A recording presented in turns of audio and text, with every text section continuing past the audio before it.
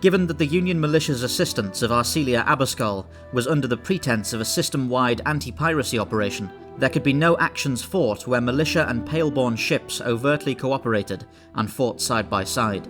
Instead, they would need to fight on multiple fronts to assist each other's efforts. Throughout numerous small actions, Paleborn forces isolated and ambushed groups of hostile pirates from both opposing groups. At Tandil's advisement, they frequently set up fake merchant vessels to bait the enemy pirates into ambush, which saw great effect early in the conflict, with fleeing adversaries frequently corralled into waiting Union militia forces to finish them off. Great care had to be taken to avoid alerting the CDF's Force Southeast, who were ostensibly tasked with patrolling Atamara, but in truth rarely did anything of the kind. The force had long been an infamous dumping ground for subpar officers and severely undersupplied with ships, and Tandil's insights into the structure of the CDF were extremely valuable in avoiding their gaze. Though smaller actions were frequent, the brief war was largely defined by 3 decisive actions, the first of which was the Battle of the Black Wall, where militia captain Ida Lorato distinguished herself against the Crown Skulls. The battle earned its name from a cunning and opportunistic maneuver carried out by Lorato to drive the Crown Skull forces into the much-feared demarcation line for the inner edge of the Howling. Forming one half of a large pincer maneuver in concert with Abiscol's force, they forced the Crown Skulls to push through the full breadth of the Howling to make their withdrawal, losing many of their already damaged ships to the tender mercies of the brutal micrometeoroid field in the process. It's unclear whether the Crown Skulls meaningfully suspected Paleborn and militia cooperation, or simply found the situation to be untenable, but either way they were the first to drop out of the conflict, with Lorato's success in the Battle of the Black Wall being enough to convince them to abandon their interests in Atamara and return to their holdings elsewhere in Tantalus. Dacian the Corsair, however, had no such external infrastructure to fall back on, and his pirate movement would live or die in Atamara. His pirate operations were based out of a holdfast assembled of docked ships, which he regularly relocated for secrecy, and tracking it down had taken some effort. But after weeks of work, Tandil succeeded, and engaged the facility in what would become known as the Battle of Lynch's Run. Secret dispatches had been sent to coordinate the attack with Abiscol's forces to prevent Dacian's escape, but much to Tandil's dismay, the Pirate Lord and her Paleborn did not arrive at the appointed time. It later became apparent that a Marician treasure ship, the Breakneck Portage, had begun to pass through Atamara, having been redirected due to CDF war games taking place in Axios. Riding high from her recent victories, and seeing a chance for an unprecedented act of piracy, Abiscol abandoned her allies and took her forces to attack the treasure ship. Without the planned reinforcements, Tandil was unable to prevent Dacian and his ships from escaping to rebuild their holdfast elsewhere in the system, wasting weeks of intelligence work.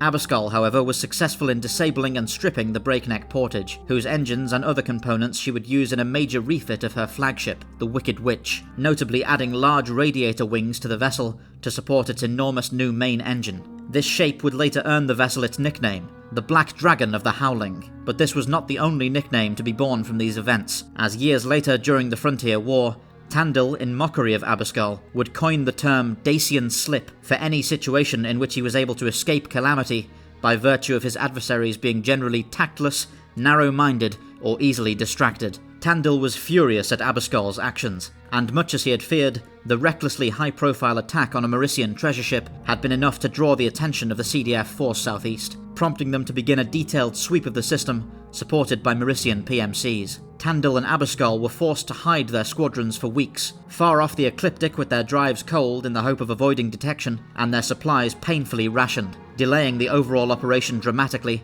and risking an exposure of their collaboration. After 4 long weeks of starving misery aboard Tandil's cramped ships, Force Southeast at last departed the system, and open communications were restored. Tandil reached out to Hakim to request that the Paleborn alliance be called off and the operation abandoned, underlining his belief that they could not be relied upon as comrades. Hakim did not agree, and the order was given for the final attack against Dacian's pirate group to be carried out, once the militia force had resupplied.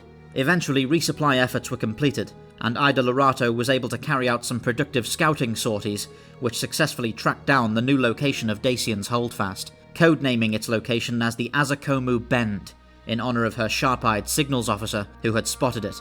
Tandil's logs make it clear he was reluctant to hand this information over, as it would be the final key to Paleborn dominance over Atamara, but his orders were clear.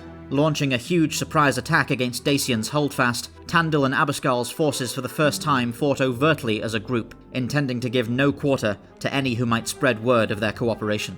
Bearing down on the unprepared pirates in a furious wave, the Battle of the Azakcomu Bend was decidedly one-sided, with militia and pale-born ships covering themselves in glory as they crushed the enemy underfoot. Dacian's ships were torn down by the score, and true to her nature, Abiscol punctuated the battle with a vicious boarding action, where she brutally disposed of her final rival in person.